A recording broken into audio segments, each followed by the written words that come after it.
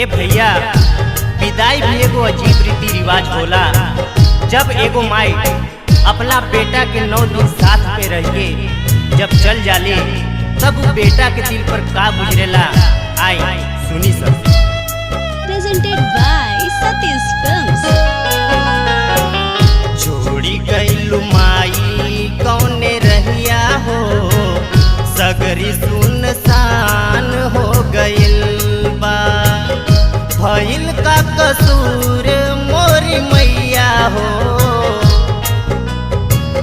भइल का कसूर मोरी मैया हो। जिंदगिया वीरान हो गइल बा।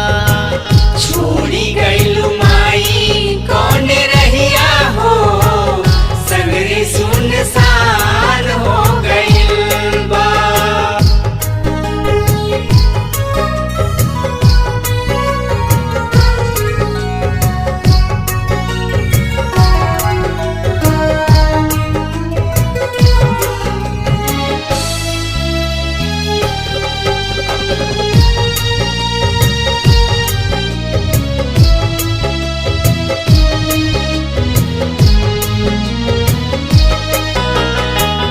लाखों बार मान रहे दिल के भितरिया, जिंदगी बिताइब माई तोहरी दुआरिया।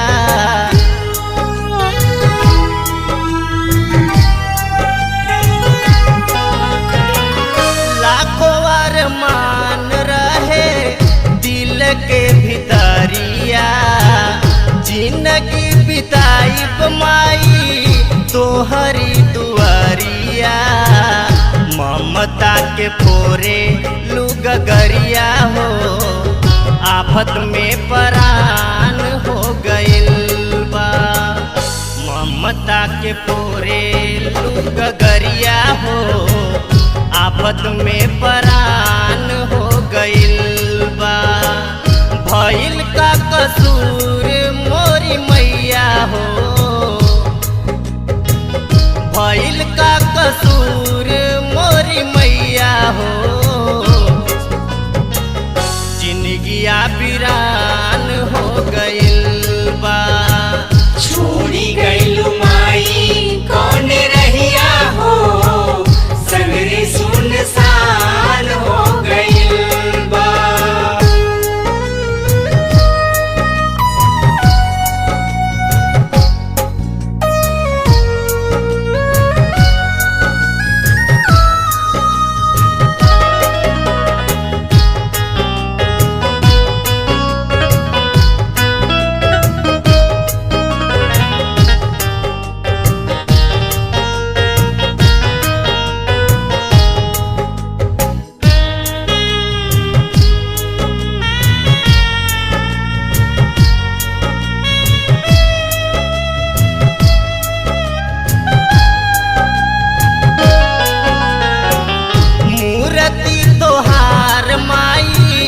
हम त बनवाली भूखिया पियास रह के रउए गीतिया गवाली।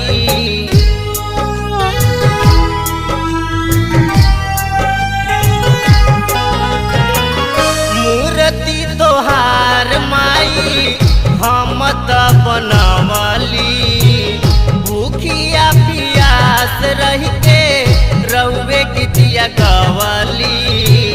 मानिला तू बेटा के अरजिया हो, मनवाई उदास हो गइल बा।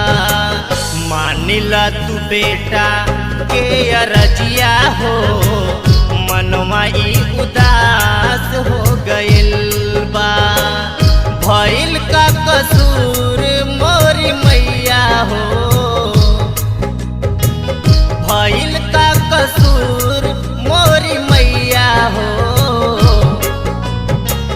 जिंदगिया वीरान हो गइल बा।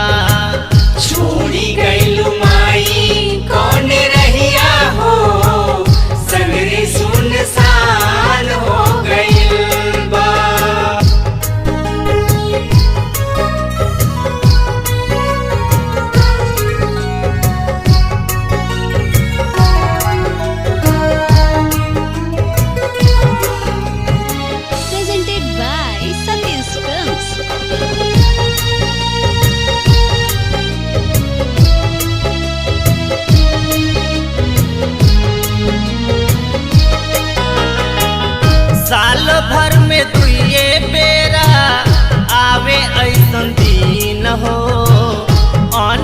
सतीश कैसे रही तोहरा बीन हो।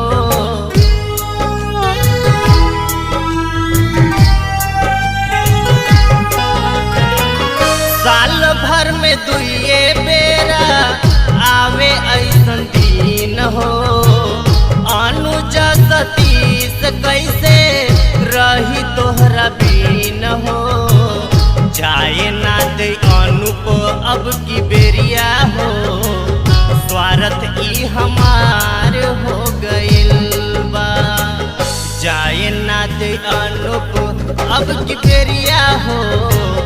स्वार्थ ई हमार हो गइल बा। भइल का कसूर मोरी मैया हो। भइल का कसूर मोरी मैया हो।